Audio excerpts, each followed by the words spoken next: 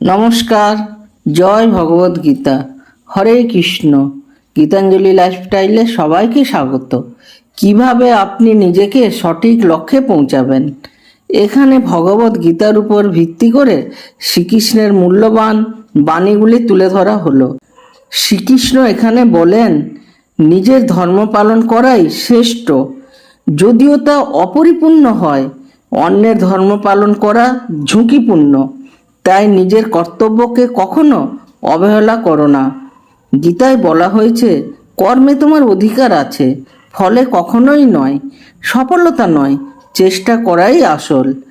শ্রীকৃষ্ণ আরও বলেন, সুখ দুঃখ, লাভ ক্ষতি, জয় পরাজয়ে সমভাবে থাকো। নিজের লক্ষ্য দৃঢ় থাকতে গেলে মানসিক স্থিতি অপরিহার্য। নিজেকে নিয়ন্ত্রণ করতে না পারলে বাইরের জগতে কোনো কিছুই অর্জন সম্ভব নয়। আত্মজ্ঞানই প্রকৃত মুক্তির পথ। গীতায় বলা হয়েছে, জ্ঞানী ব্যক্তি যারা স্থিত, তিনি পরম শান্তিতে উপনীত হন। অহংকার, লোভ ও মায়া থেকে মুক্ত হও, তাহলে তুমি নিজের আসল লক্ষ্য দেখতে পাবে। সত্য ও অহিংসা হলো আত্মশুদ্ধির পথ। এগুলো তোমার আত্মাকে আলোকিত করে। জীবনের প্রতিটি পর্বে ধৈর্য একটি অমূল্য গুণ। শ্রীকৃষ্ণ ধৈর্যের মাধ্যমে কর্মফলের অপেক্ষা করতে বলেন। আত্মা অজন্মা, অমর এবং অবিনশ্বর। আত্মচিন্তনই প্রকৃত উপলব্ধি। যারা ইন্দ্রিয় নিয়ন্ত্রণে সক্ষম, তারাই প্রকৃত জয়ী। গীতা যোগ সাধনার উপর জোর দেয়, মনকে একাগ্র করে পরমাত্মা স্থাপন করো। শ্রীকৃষ্ণ আরও বলেন, নিশ্চয়ই সংকল্পে দৃঢ় ব্যক্তি পরম সিদ্ধি লাভ করে। লোভ মানুষকে সঠিক পথ থেকে বিচ্যুত করে। সংযমী মুক্তির সোপান। অহংকার ও প্রত্যাশা ছাড়াই কর্ম করা শুদ্ধ কর্ম। যে ব্যক্তি নিজের মনকে জয় করতে পারেন, সে পৃথিবীর শ্রেষ্ঠ বিজয়িতা।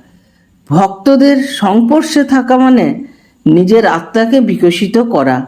অহংকার আত্মজ্ঞানকে আচ্ছন্ন করে। আত্মাকে উপলব্ধি করতে হলে বিনয় আবশ্যক।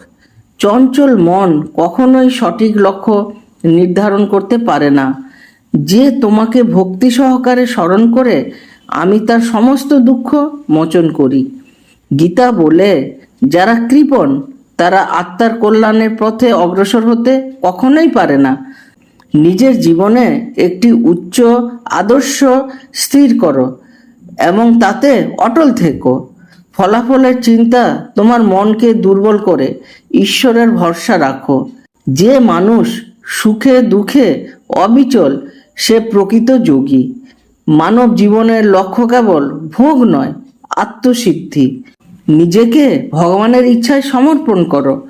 তুমি শুধু আমার উপর নির্ভর করো। অন্যকে হারাতে নয়, নিজেকে জয় করাই সাফল্য। নিজের জীবনের জন্য দায়িত্ব নাও, এটা শ্রীকৃষ্ণের উপদেশ। এই মায়া আমার সৃষ্টি, তবে যে ভক্তি সহকারে আমায় আশ্রয় করে, সেই তা অতিক্রম করে।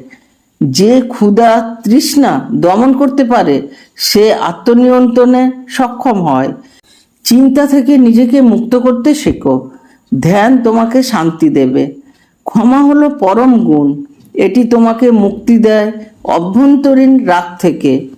আত্মবিশ্বাস আত্মজয়ের ভিত্তি। সফলতা ও ব্যর্থতা দুটিই শিক্ষা দেয়। গীতায় বলা হয়, সব কিছু ঈশ্বরের ইচ্ছায় ঘটে। আমি করছি, এই ভাবনাই মায়ার বীজ। সব কষ্ট আত্মশুদ্ধির জন্য। এমন চিন্তায় দুঃখ লাঘব হয়। হৃদয় যত বিশুদ্ধ, আত্মা তত উজ্জ্বল।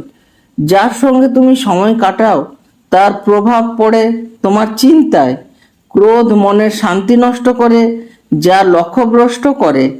শেষে সব কিছুই ভগবানের ইচ্ছায় ঘটে। তাই ঈশ্বরে সম্পূর্ণ আত্মসমর্পণ করাই মুক্তির পথ। গীতার এই মূল বাণীর উপর ভিত্তি করে জীবনকে যদি কোনো মানুষ সঠিক পথে পরিচালিত করে, তাহলে জীবনে সে শান্তি অর্জন করে মুক্তির দিকে এগিয়ে যেতে পারবে। এই ভিডিওটা যদি ভালো লেগে থাকে তাহলে একটা লাইক, কমেন্ট ও শেয়ার দিয়ে আমাকে উৎসাহিত করবেন। আর আমার চ্যানেলে যদি নতুন হন চ্যানেলটাকে সাবস্ক্রাইব করুন, আমার বেল আইকন টিপুন যাতে পরবর্তী ভিডিও অতি সহজেই আপনাদের কাছে চলে যায়। আর আমি ঈশ্বরের কাছে প্রার্থনা করি সবাই সুস্থ থাকবেন ও ভালো থাকবেন, এই বলে শেষ করছি। ধন্যবাদ।